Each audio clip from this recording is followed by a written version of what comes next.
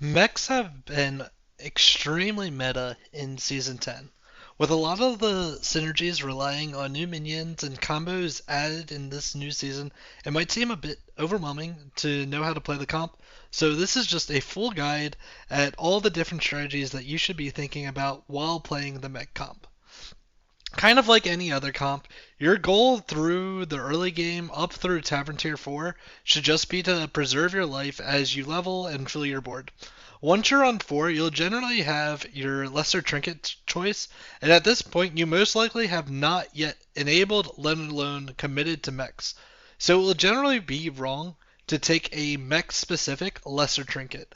An example of one of these might be the magnetic generators that give like a 2/2 magnetic buff, or discover magnetics, just as a couple examples. In general, some of the safest trinkets to pick will be spell generators, just because this will allow you to flex into any of the other type of comps. I would generally only take a mech specific lesser trinket if I have already enabled mechs via an early scaling 4 drop. The early scaling 4 drops in mechs include Greasebot, Marquee Ticker, and Rickety Repairbot. To then enable mechs, I generally see there as being 3 different paths to getting to the late game board. The first one is via Serena, and this is generally your most like straightforward and easy enable. What you'll do is you'll find a early Serena. This is generally going to be from like an early 5 drop triple, and you just take Serena as the like tempo choice. Um, and you'll have at least one, ideally two plus other Divine Shield minions. From here, you'll try to find spell generators. Some examples of these within the mech try would include Marquee Ticker, Metallic Hunter, and Party Guest. And after this, after the Divine Shields and the spells are online, you'll then prioritize finding Electron to have extra spell-based scaling. Finally, Magnetic Generation with Hollow Rover will be needed to try and get Dr. Booms in the late game. The second way to play mechs, and this is generally your safest and most flexible path, would be via early spell generation. Like I said earlier with the lesser trinkets, spell generation is the most flexible way to play, especially in your lesser trinket, because it doesn't force you to play a comp and you can find the minions that enable your plays afterwards. So after you have that early spell generation, you then need to find some type of spell payoff. For mechs, again, this might be via Serena, but obviously the strongest form of this is going to be via Electron. Um, Electron lets you play these 3/3 satellites as magnetics whenever you play 2 spells, and is just a way to generate a lot of magnetic effects to make it so any Doctor Booms you find are extra large. So after the Electron is online, your next priority will be trying to find Dr. Booms. This will most easily be done via Hollow Rover.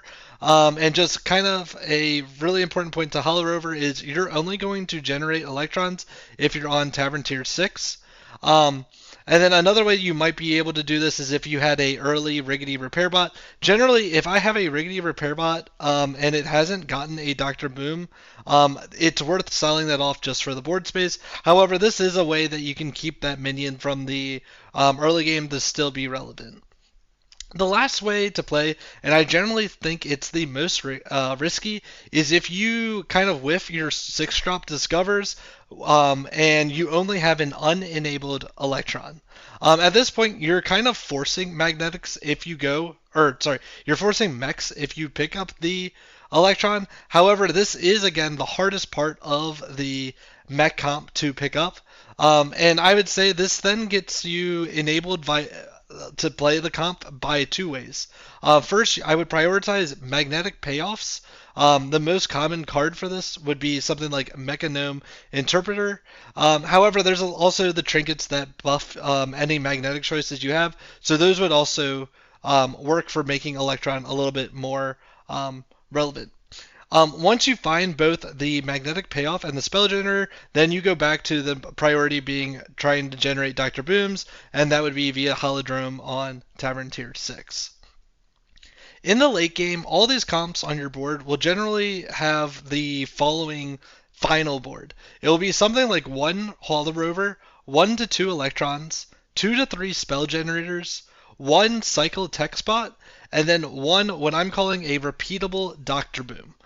So then raises the question, what is a repeatable Dr. Boom? Well, Dr. Boom is the big payoff for this comp, and you've been playing all these magnetics throughout the game, and you'll want a way to make it so that this big monster of a minion is able to trade 3, 4, or potentially even more times. And the best way to do this is via one of 2 different strategies. The first one is via Deflectobot. This is very common, where you just have a Deflectobot. You've been generating magnetics through the game, so you have potentially gotten prosthetic hands, and you're able to reborn all of the mechs on your board. This then makes it so anytime the Deflecto it loses its Divine Shield, it's then getting it back with the different reborns. You can also get this repeatable like magnetic effect via the new 4-drop magnetic, which is the auto assembler. This one summons an automaton as a death rattle. So this is just another way that if you potentially don't get the prosthetic hands, you have another way as like a death rattle to re-get that Dr. Boom effect via your Deflectobots. The last way that's done it, that's actually become a very creative way the last couple days, has been actually playing the Dr. Boom on the board and just giving it prosthetic hand itself, as well as an oil module for Divine Shield. Because of this, the Dr. Boom's going to get at least the 2 hits, right, with the actual minion itself as well as Divine Shield. However, something that may not be very obvious from the minion itself is when it reborns, the 2/2 buff from every magnetic played throughout the game is still applied to it. So it's going to be reborning as this potentially 100, 100, 200, 200 really big minion every time. So that's a way to guarantee that you're at least getting 3 hits from it. Ideally, it's enough stats that it's trading over minions and getting that 4th, 5th, maybe even 6 attacks in a game. Something to think about is ideally you should only commit to mechs when you have all of the spell generator, electron, and magnetic generation. Again, spell generation is one of the easiest things to attain in the current meta. There's a lot of death rattles. There's, like in this game, I use Ignition Specialist, and a lot of the trinkets are spell generators. And again, this is what allows you to remain flexible. What the spell generators additionally allow you to do is flex into the other comps, like the spell buffs or really any of the other tribes. But because of that, I generally try to lean to any of the Drakari comps while playing mechs.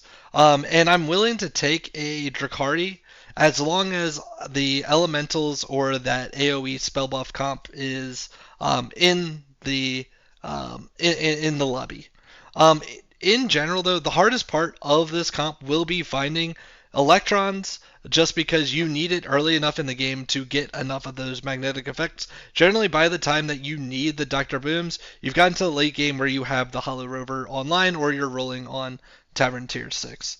So, really just the biggest thing to this is every spell, every magnetic generation, and every Dr. Boom are the 3 ways that you're kind of exponentially scaling your effects throughout the game. So good luck in your climb. Hopefully it helps you all. Good luck out there. See y'all. Bye.